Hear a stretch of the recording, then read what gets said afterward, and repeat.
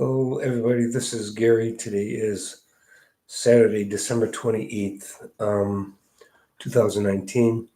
It's 5:41 p.m. Eastern Standard Time in Rochester, New York, in the United States, and this is my coping with schizophrenia vlog entry for today.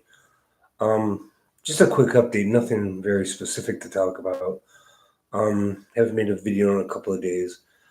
I was having problems with my paranoia. Just the other day, I was at the laundromat because I don't have a washer and dryer in my apartment. Um, and I thought people at the laundromat were following me, talking about me on their cell phones, spying on me. Of course, when I have these beliefs, and they're more feelings than they are beliefs, um, I have no evidence for these things. They're just feelings. Um, and I also recognize most of the time that when I'm paranoid, my thoughts aren't reflective of actual reality. In other words, there's a part of me that's always aware that my paranoia is not real, or the feelings and thoughts coming from my paranoia are not real. Um, I don't know if it complicated things when I went off Haldol. Haldol is a drug that's an antipsychotic. It's an older drug, much older than the other drugs that I'm on, like Seroquel. Seroquel is a much newer antipsychotic. But I stopped taking Haldol shots once a month, and I don't know if that's increased my paranoia or not, or it's really hasn't made that much difference. The difference that stopping um, Haldol has done is it stopped akathisia, which is restlessness and a feeling that you need to keep moving. And that hasn't been happening, so I've been able to sleep a lot better without the Haldol. But the trade-off might have been that being off Haldol increased my paranoia. So I compromised with my doctor, my psychiatrist, and I don't have to take the Haldol shots once a month that lasts in the body for 30 days. Instead, I agreed that if I get paranoid, I will have what's known as a PRN, as needed medication. It's not scheduled all the time, every day, every single day.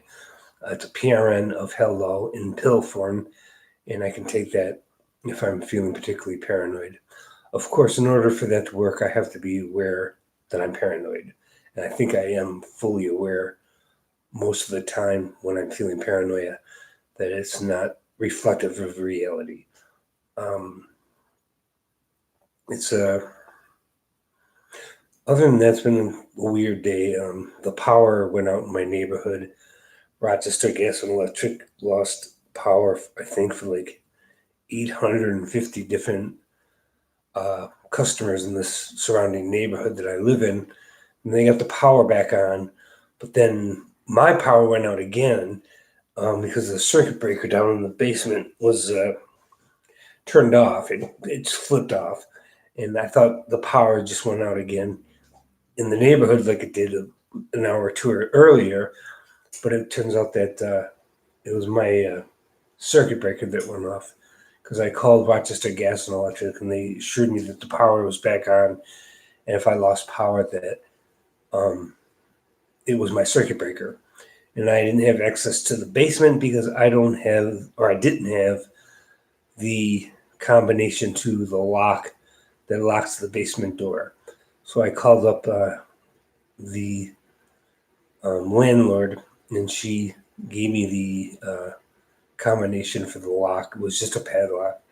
So I was able to get down in the basement and turn my power back on.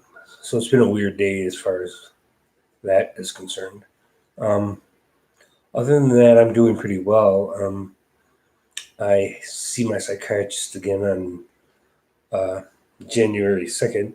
We agreed that I should see him once every 2 weeks through the winter instead of once every 4 weeks. Um, I think, and he thinks, my doctor, if I see him more often, we can avoid my going to the psychiatric emergency room because I'll be watched more closely on an outpatient basis. Because it's not really a fun trip to go to the psychiatric emergency room.